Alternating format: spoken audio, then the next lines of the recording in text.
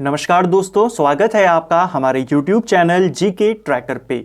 देखिए फ्रेंड्स, आज की वीडियो में हम बात करेंगे जो हमारी एक सीरीज़ है जनरल साइंस की सीरीज़।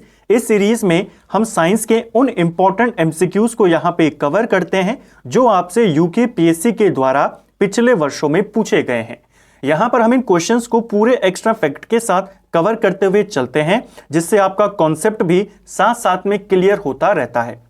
ये हमारा इस सीरीज का चौथा पार्ट है। अगर आपने इससे पहले की 3 क्लासेस को नहीं देखा है, आप उनको प्लेलिस्ट में जाके देख सकते हैं। इन 3 क्लासेस में हमने अभी तक 60 प्रश्नों को कवर किया है और ढेर सारे जो आपके एक्स्ट्रा फैक्ट हैं उनके कॉन्सेप्ट के साथ हमने उन्हें कवर किया है।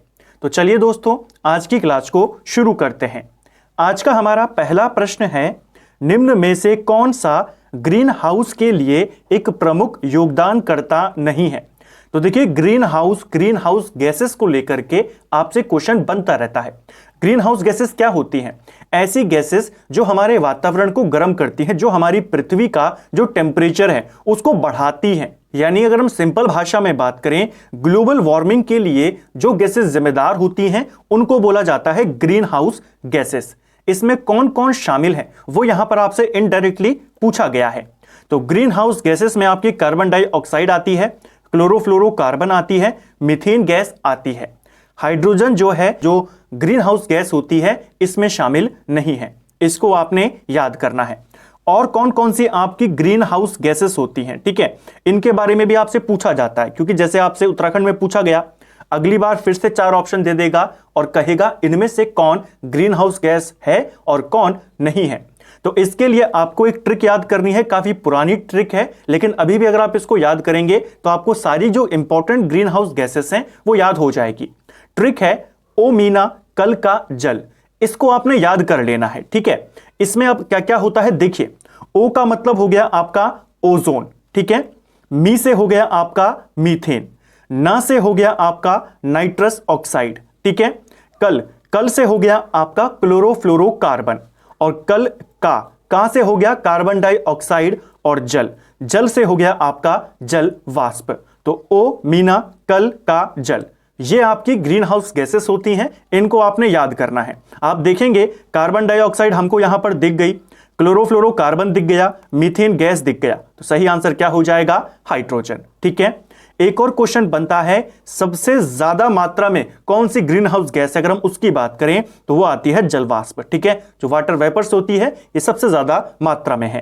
तो ये क्वेश्चन भी आपसे पूछा जा सकता है।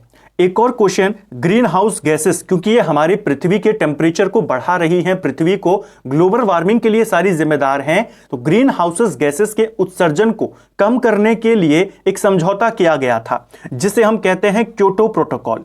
ये क्वेश्चन भी बनता है, क्योटो प्रोटोकॉल किससे संबंधित है?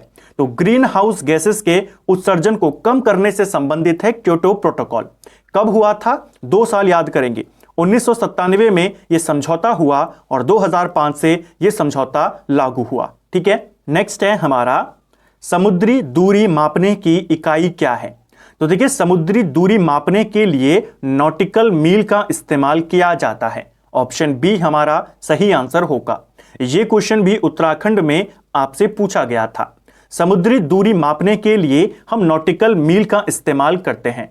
और अगर पूछेगा समुद्र की गहराई मापने के लिए किसका इस्तेमाल होता है, एक मीटर आता है जिसको हम कहते हैं फैदोमीटर।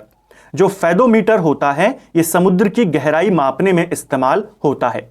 अगर हम समुद्र में दूरी को मापते हैं तो नॉर्मल किलोमीटर या मील में नहीं मापी जाती, नॉटिकल मील में मापी जाती है। एक नॉटिकल मील बराबर कितना किलोमीटर होता है? अगर ये क्वेश्चन बन जाए, एक नॉटिकल मील बराबर 1.824 किलोमीटर होता है। इसको भी आपने याद करना है, क्वेश्चन यहां से बन जाता है। इसी प्रकार उत्तराखंड में एक क्वेश्चन और आया था। ये तो समुद्री दूरी है जो आपकी नॉटिकल मील में मापते हैं। क्वेश्चन आया था, ओजोन परत की जो मोटाई होती है उसे किस में मापा जाता है? ओजोन परत की जो मोटाई है उसे डॉप्सन में मापा जाता है। इसको भी आपने याद करना है। ओजोन परत के संरक्षण के लिए कौन सा प्रोटोकॉल हुआ था, कौन सा समझौता हुआ था, उसे आपने कमेंट बॉक्स में करना है। 2 दिन पहले हमने उसके बारे में बात करी थी, ठीक है, 1987 वाला। चलिए नेक्स्ट है हमारा वायु संरक्षण एवं प्रदूषण नियंत्रण अधिनियम किस वर्ष में बना था? तो जो आपके पर्यावरण से रिलेटेड अधिनियम है, चाहे वो वन्य जीव संरक्षण हो, जलवायु जो आपका जल प्रदूषण से रिलेटेड है, वन संरक्षण हो, वायु संरक्षण हो, ये आपसे लगातार पेपर में आते हैं। यहां पर पूछा गया वायु संरक्षण एवं प्रदूषण नियंत्रण, ये कौन सा वाला है? ये आपके 1981 में आया। दो बातें आपको इसको लेकर याद करनी है। वायु प्रदूषण को लेकर के जो अधिनियम है ये आया 1981 में। क्वेश्चन पूछा जाता है जो आपका ध्वनि प्रदूषण होता है उसे इसमें कब शामिल किया गया? ये शामिल किया गया 1987 में। ठीक है, जो 81 में आया था ये वायु प्रदूषण से संबंधित था, वायु प्रदूषण को नियंत्रण से संबंधित था। 1987 में इसके साथ ध्वनि प्रदूषण को भी शामिल कर दिया। तो ये दो बातें इस क्वेश्चन से आपको याद करना है।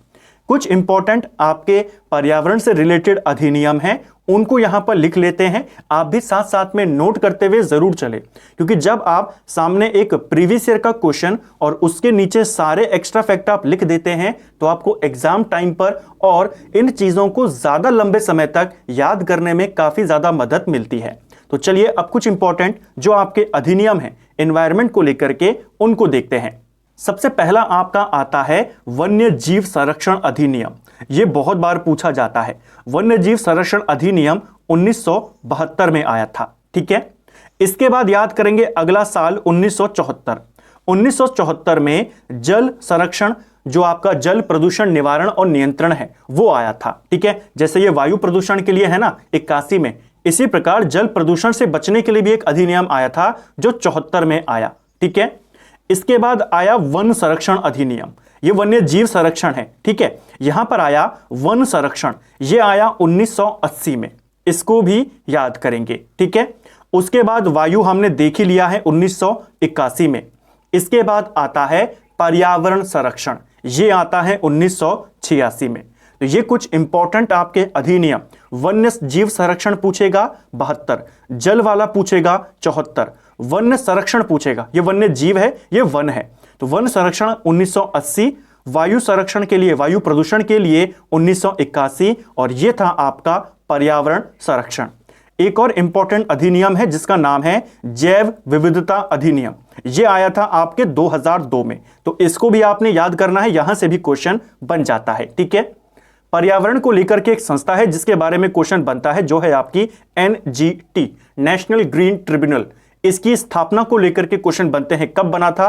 2010 में बना था। ठीक है, तो ये सारे क्वेश्चन हमने यहां पे कवर किए, इनको नोट करते हुए जरूर चलें तो ही आपको इस सीरीज का फायदा होगा। अदरवाइज एक क्वेश्चन को अगर आप इस तरीके से पढ़ते हुए चलेंगे, आपने क्वेश्चन पढ़ा आंसर करा, उससे आपको ज्यादा लाभ नहीं मिलेगा। प्रीवियस ईयर के क्वेश्चन है, थोड़ा बहुत फायदा देंगे, लेकिन ज्यादा फायदा तभी होगा जब आप चीजों को लिंक करके पढ़ेंगे और इनसे जुड़ी हुई जो सारी चीजें, सारी बातें हमने यहां पर करी, उनको भी नोट करते हुए जरूर चलेंगे। नेक्स्ट है हमारा अनुवांशिकी विज्ञान यानी जेनेटिक्स का जनक किसे माना जाता है? देखिए, अनुवांशिकी होता क्या है? वो लक्षण जो एक पीढ़ी से दूसरी पीढ़ी को ट्रांसफर होते हैं उनको बोला जाता है अनुवांशिकी। ठीक है, इन्हीं लक्षणों को ये किस तरीके से जाते हैं, किन कारणों से एक पीढ़ी से दूसरी पीढ़ी में जाते हैं, उसी कारणों के अध्ययन को कहा जाता है अनुवांशिकी विज्ञान। और इसका जनक माना जाता है जोहान ग्रेगर मेंडल को। ऑप्शन डी हमारा सही आंसर हो जाएगा। क्वेश्चन बनता है फादर ऑफ जेनेटिक्स किसको कहते हैं? इसी मेंडल को बोला जाता है। ठीक है, इसने सबसे पहले किस पौधे का इस्तेमाल किया था? ये सारे जो अध्ययन इसने किया किस पौधे पर किया वो भी पूछा जाता है। मटर के पौधे पर इसने अपना जो सारा एक्सपेरिमेंट था वो किया था। ठीक है, दो बातें और याद करेंगे। देखिए, जो ये जेनेटिक्स होता है, जो एक दूसरे से दूसरी पीढ़ी पर जाता है, उसे हम जेनेटिक साइंस कहते हैं, जेनेटिक्स कहते हैं। जो वो लक्षण होते हैं जो ट्रांसफर होते हैं उनको बोला जाता है जीन। ये अलग अलग शब्द हैं। ठीक है, क्वेश्चन बनता है जेनेटिक्स शब्द का इस्तेमाल सबसे पहले किसने किया और जीन शब्द का इस्तेमाल सबसे पहले किसने किया? ये दोनों क्वेश्चन। ठीक है, फादर ऑफ जेनेटिक्स कौन है? मेंडल है। ये क्वेश्चन खत्म। दो नए क्वेश्चन यहां पर बनते हैं। इस जेनेटिक शब्द का इस्तेमाल सबसे पहले विलियम वॉटसन के द्वारा किया गया था। ठीक है, इसका इस्तेमाल सबसे पहले किसने किया? विलियम वॉटसन ने किया था 1905 में। और दूसरा क्वेश्चन बनता है जीन शब्द का इस्तेमाल सबसे पहले किसने किया? यह किया था जोहानसन ने, विल्हेम जोहानसन इसका नाम था, 1909 में किया था। तो जेनेटिक्स पूछेगा तो वॉटसन और जीन पूछेगा जोहानसन। दोनों नाम आपने याद करने हैं, क्वेश्चन यहां से बनता है। फादर ऑफ जेनेटिक्स मेंडल है, शब्द का पूछेगा तो वो वॉटसन है। ठीक है, नेक्स्ट है हमारा सुदूर संवेदन तकनीक में निम्न में से किसका प्रयोग होता है? जो रिमोट सेंसिंग तकनीक होती है, ठीक है, इसमें आपकी इलेक्ट्रोमैग्नेटिक वेव्स का इस्तेमाल होता है। जो विद्युत चुंबकीय तरंग होती हैं उनका इस्तेमाल होता है सुदूर संवेदन में, रिमोट सेंसिंग में। इसको आपने याद करना है। जो Indian institute of remote sensing है, IIRS, ये उत्तराखंड में है, ये आपके देहरादून में है, इसको आपने याद करना है। और इसकी स्थापना कब होती है? 1966 में इसकी स्थापना हुई थी। बहुत बार ये क्वेश्चन पूछा जाता है IIRS के बारे में। भारतीय सुदूर संवेदी संस्थान कहाँ है? देहरादून। कब बना? 66 में बना। ठीक है, नेक्स्ट है हमारा जिस पदार्थ में बड़ी संख्या में मुक्त इलेक्ट्रॉन्स होते हैं और कम प्रतिरोध दर्शाता है, क्या कहलाता है?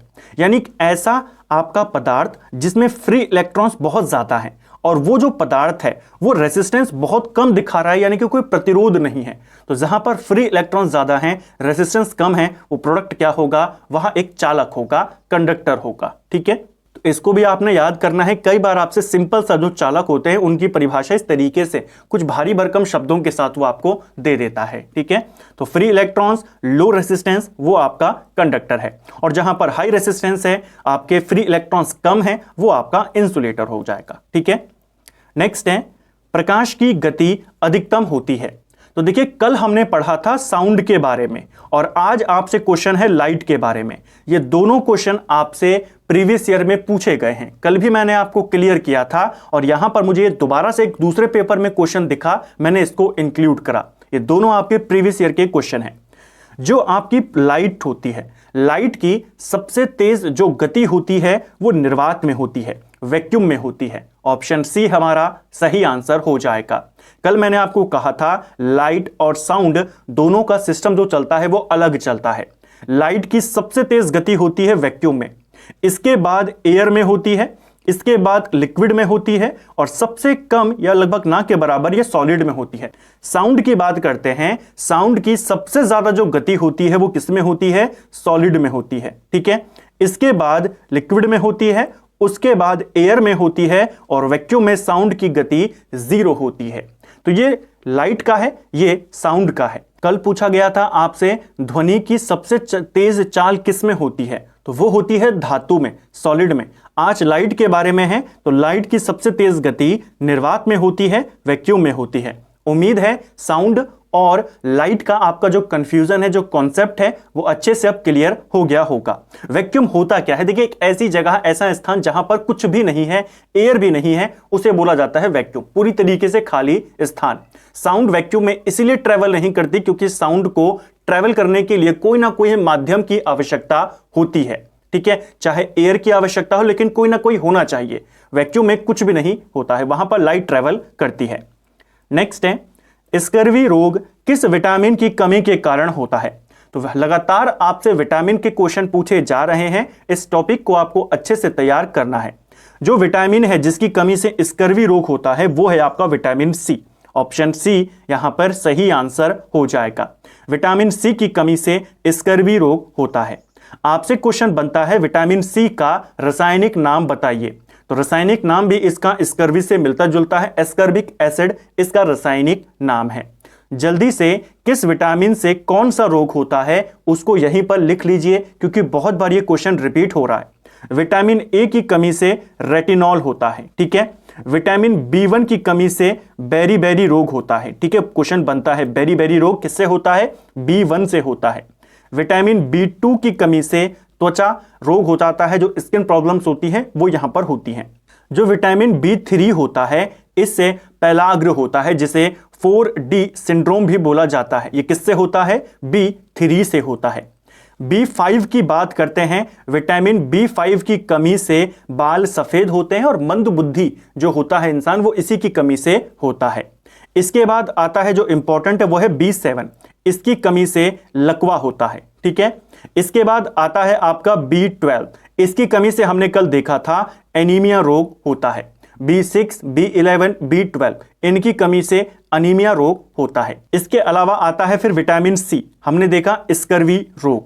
फिर आता है विटामिन डी, जिसमें आपको बच्चों को रिकेट्स होता है और बड़ों में ऑस्टियोमलेशिया नामक रोग होता है। ये दो रोग होते हैं विटामिन डी की कमी से। बच्चों में पूछेगा तो रिकेट्स, जिसे हम सूखा रोग कहते हैं, और बड़ों में पूछेगा ऑस्टियोमलेशिया नामक रोग उनमें होता है, ठीक है। विटामिन ई की बात करें तो इससे जनन शक्ति में कमी आती है, और विटामिन के की बात करें तो विटामिन के की कमी से खून का थक्का नहीं जमता है। तो ये सारे विटामिन के बारे में हमने यहां पर देखा। उम्मीद है आपका ये अच्छे से क्लियर हुआ होगा। नेक्स्ट है बीओडी क्या है। तो ये क्वेश्चन आपसे यूकेपीएससी ने पूछा था कि बीओडी की फुल फॉर्म बताइए।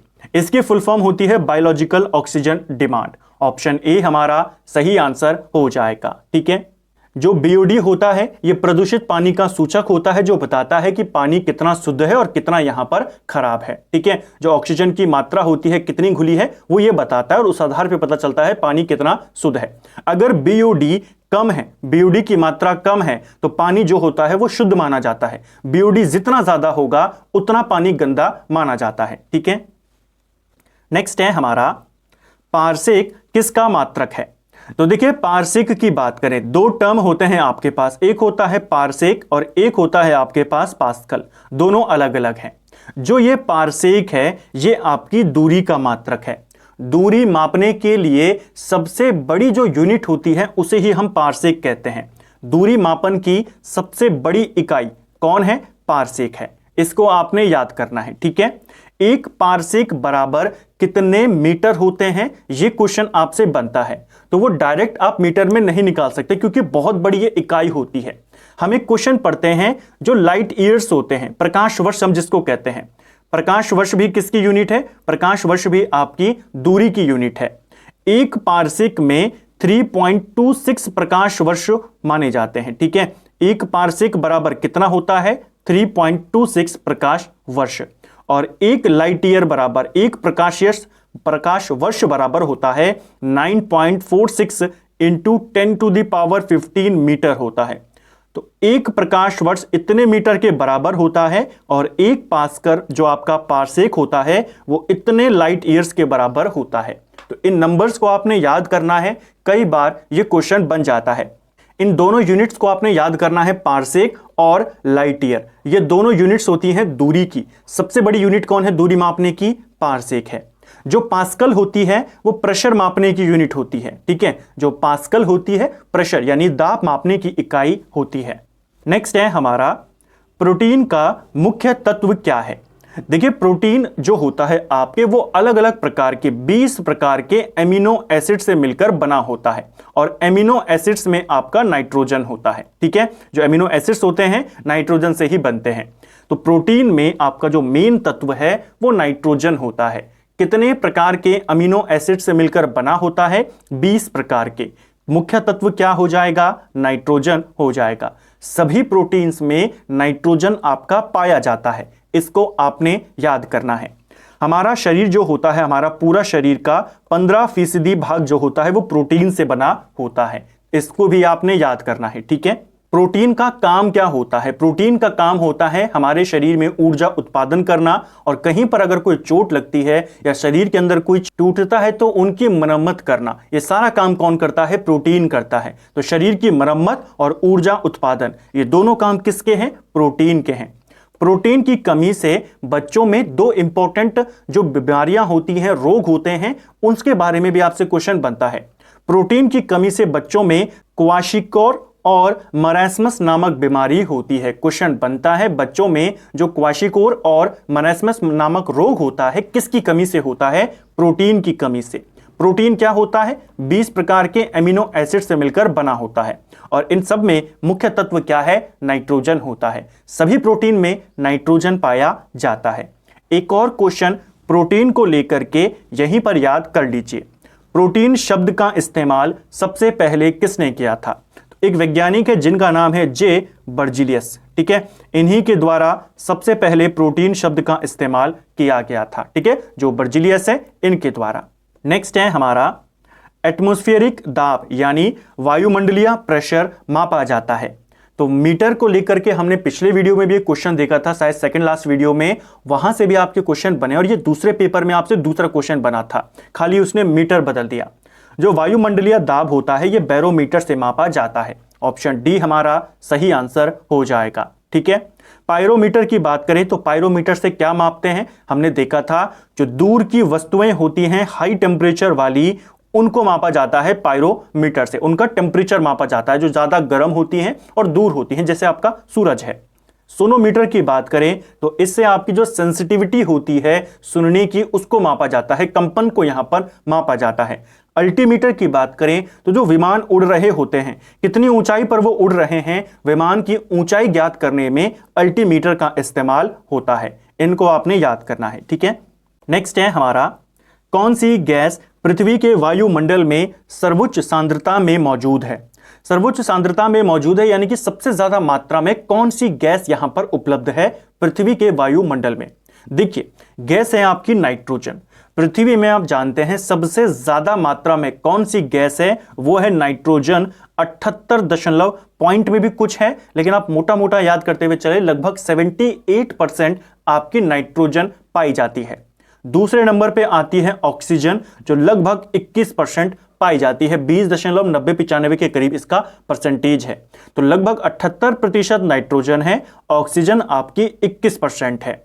नंबर 3 पर आती है ऑर्गन, जो केवल 0.93% पाई जाती है। ये टॉप 3 गैसेस जो पृथ्वी के वायुमंडल में पाई जाती हैं। सही आंसर हो जाएगा नाइट्रोजन। ठीक है, नेक्स्ट है हमारा पशुओं के कृत्रिम गर्भाधान में प्रयुक्त शुक्राणुओं को किसमें संग्रहित किया जाता है।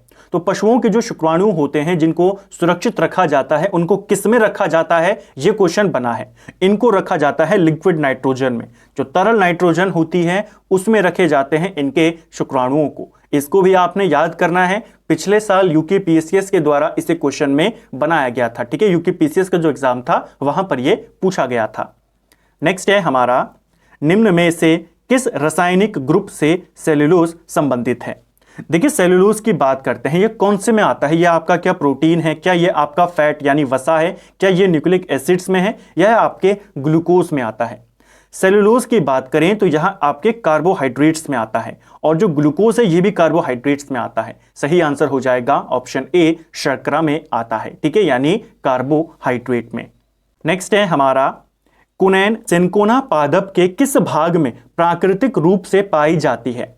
देखिए, जो कुनैन होता है ये हमें सिनकोना वृक्ष से पाया हमको मिलता है। ठीक है, कुनैन है क्या, तो मलेरिया की दवाई इसे माना जाता है, मलेरिया की दवाई है। जो मलेरिया की मुख्य दवा है वो कौन है, कुनैन है। कहां से मिलती है, सिनकोना वृक्ष से मिलती है। क्वेश्चन पूछा गया था किस भाग से मिलती है हमें, सिनकोना के, तो सिनकोना की छाल से हमें कुनैन प्राप्त होता है, जो कि मलेरिया की दवाई है। छाल आपने यहां पर याद करना है। ठीक है, नेक्स्ट है हमारा दो जैविक समुदायों के मध्य का संक्रमण क्षेत्र क्या कहलाता है। यानी कि जो दो जैविक समुदाय होते हैं, बायोलॉजिकल कम्युनिटीज होती हैं, उनके बीच का जो संक्रमण क्षेत्र होता है, ट्रांजिशन जोन होता है, यानी कि इधर से आपका लैंड था, यहां पर आपका समुद्र है, तो बीच का ऐसा क्षेत्र जहां पर ये दोनों मिल रहे होंगे, जहां से क्षेत्र परिवर्तन हो जाएगा, यहां पर जमीन खत्म, यहां से समुद्र शुरू, ये क्षेत्र क्या कहलाता है, इस क्षेत्र को इकोटोन बोला जाता है। ऑप्शन बी हमारा सही आंसर हो जाएगा। यह भी आपसे पिछले वर्ष पूछा गया था। जैसे अगर हम बात करें, एग्जाम्पल्स की बात करें, जैसे आपका सुंदरबन डेल्टा है, सुंदरबन डेल्टा आपका इधर से जमीन खत्म हो गई, इधर से आपका समुद्र शुरू हो गया, तो जो बीच के वन है जहां पर मैंग्रोव फॉरेस्ट है, वो आपका क्या है, एक इकोटोन है। ठीक है, इसको आपने याद करना है। नेक्स्ट है हमारा सिरका में कौन सा अम्लीय पदार्थ पाया जाता है। सिरका यानी विनेगर, विनेगर में आपका कौन सा एसिड होता है, विनेगर में आपका एसिटिक एसिड पाया जाता है। ऑप्शन सी सही उत्तर हो जाएगा। ठीक है, नेक्स्ट है हमारा वह रुधिर वर्ग कौन सा है जिसमें एंटीजन नहीं पाई जाती है। देखिए, एंटीजन को लेकर के आपसे क्वेश्चन बनता है। यहां पर अगर मैं सिंपल की बात करूं, यह क्वेश्चन आपका यूनिवर्सल डोनर को लेकर के पूछा गया है। आप जानते हैं जो ब्लड ग्रुप ओ होता है, ये ऐसा ब्लड ग्रुप होता है जिसका खून किसी को भी दिया जा सकता है। यूनिवर्सल डोनर इसको बोला जाता है। ठीक है, तो यूनिवर्सल डोनर ये क्यों है, उसी का कारण है एंटीजन, और वही ये क्वेश्चन आपसे बना है। देखिए होता क्या है, जो मानव का रक्त होता है, ह्यूमन ब्लड होता है, उसमें एक प्रोटीन पाया जाता है जिसे हम ग्लाइकोप्रोटीन कहते हैं, उसी को बोला जाता है एंटीजन। ठीक है, जिस ब्लड में जो एंटीजन होगा वही ब्लड दूसरे वाले एंटीजन वाले को दिया जाता है, यानी कि जिसके ब्लड में एंटीजन ए है उसे ब्लड ए ही दिया जाएगा। ओ वाले में कोई भी एंटीजन नहीं होता, इसीलिए ओ ब्लड किसी को भी दिया जा सकता है। ठीक है, जिनके ब्लड में एंटीजन ए होता है उनका ब्लड ग्रुप ए होता है, जिनके ब्लड में एंटीजन बी होता है उनके ब्लड ग्रुप वहां पर बी होता है, जिनके उसमें ब्लड में एंटीजन दोनों होते हैं ए बी और बी बी, उनका ब्लड ग्रुप ए बी हो जाता है, और जिनमें कोई भी एंटीजन नहीं होता उनका ब्लड ग्रुप ओ होता है। और इसमें कोई भी एंटीजन नहीं है, इसलिए इसे किसी को भी दिया जा सकता है। तो यह है आपका यूनिवर्सल डोनर। और दूसरा होता है यूनिवर्सल एक्सेप्टर, यानी जो सबसे ब्लड ले सकता है, वो कौन है आपका, वो है ए बी। ये यूनिवर्सल एक्सेप्टर होता है, यानी ये सबसे ब्लड ले सकता है, ये देगा किसी को नहीं। ठीक है, देगा तो सिर्फ ए बी वाले को देगा, तो ये यूनिवर्सल एक्सेप्टर है। ओ की बात करें, यूनिवर्सल डोनर है, ये सबको ब्लड देगा, लेगा तो सिर्फ ओ से लेगा। ठीक है, एक और क्वेश्चन बना था, ये वाला क्वेश्चन आपसे कई बार थोड़ा सा डिटेल में पूछ लेता है। एक एग्जाम में एसएससी में आपसे पूछा गया था यूनिवर्सल डोनर कौन सा है। ठीक है, और ऑप्शन में दे दिया ओ पॉजिटिव और ओ नेगेटिव, दोनों ऑप्शन में दे दिए। तो इसको याद करना, यूनिवर्सल डोनर जो होता है वो ओ नेगेटिव वाला होता है। आमतौर पर ओ को माना जाता है, लेकिन थोड़ा डिटेल में जाएगा, ओ नेगेटिव होता है यूनिवर्सल डोनर। ठीक है, और यूनिवर्सल एक्सेप्टर कौन होता है, अगर इसी क्रम में बात करें ए बी नेगेटिव और ए बी पॉजिटिव, तो पॉजिटिव वाला एक्सेप्टर होता है। तो जो देगा वो माइनस में है, जो लेगा वो प्लस में है। इस तरीके से आप इसको याद कर सकते हैं। ठीक है, नेक्स्ट है हमारा शुष्क बर्फ क्या होती है। तो देखिए, शुष्क बर्फ को लेकर के बहुत बार क्वेश्चन आपसे बना है। शुष्क बर्फ जो होती है आपकी ड्राई आइस, वो होती है जमी हुई कार्बन डाइऑक्साइड। जो आपकी ठोस कार्बन डाइऑक्साइड होती है, जो आपकी जमी हुई कार्बन डाइऑक्साइड होती है, इसी को बोला जाता है ड्राई आइस। इसको आपने याद करना है। क्वेश्चन बनता है, आपको इसी प्रकार के ऑप्शन उत्तराखंड में दिए गए थे कि जमी हुई बर्फ होती है, जमा हुआ पानी होता है, जमी हुई ऑक्सीजन होती है। नहीं, इन सबको नहीं कहते, शुष्क बर्फ कहते हैं जमी हुई कार्बन डाइऑक्साइड को। ठीक है, इसको आपने याद करना है। तो फ्रेंड्स, ये था हमारी सीरीज है जनरल साइंस सीरीज, जिसमें हम उन क्वेश्चंस को यहाँ पे कवर करते हैं जो आपसे लोक सेवा आयोग के द्वारा विभिन्न परीक्षाओं में पूछे गए होते हैं। यहाँ पर हम इन प्रश्नों को पूरी डिटेल के साथ कवर करते हुए चलते हैं। साथ में एक और बात, देखिए साइंस और कंप्यूटर, इन दोनों से आपके 15 नंबर का एग्जाम में बनना है, जो आपका कनिष्ठ सहायक का एग्जाम है। लेकिन इसके अलावा जो आपका भूगोल है, ज्योग्राफी, जो आपकी पॉलिटी है और जो आपकी हिस्ट्री है, इन सब से भी आपका 20 नंबर का प्रश्न यहां पर आने हैं। और साथ में करंट अफेयर को भी जोड़ देंगे तो यहां से भी 7 नंबर आने हैं, भूगोल से आपके 7 नंबर आने हैं, पॉलिटी से 6 और हिस्ट्री से 7, तो टोटल आपके 27 नंबर यहां से भी आने हैं। क्योंकि हमारे चैनल पर साइंस को लेकर के साइंस की क्लासेस कम है, इसलिए हम साइंस पर ज्यादा फोकस कर रहे हैं।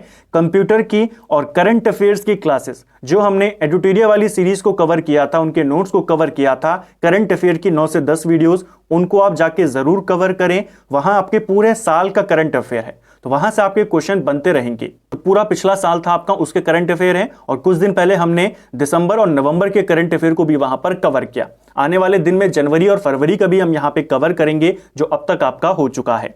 तो साथ साथ में इनकी क्लासेस को भी आप लगातार रिवाइज करते हुए जरूर चलें, सिर्फ साइंस पर फोकस ना करें।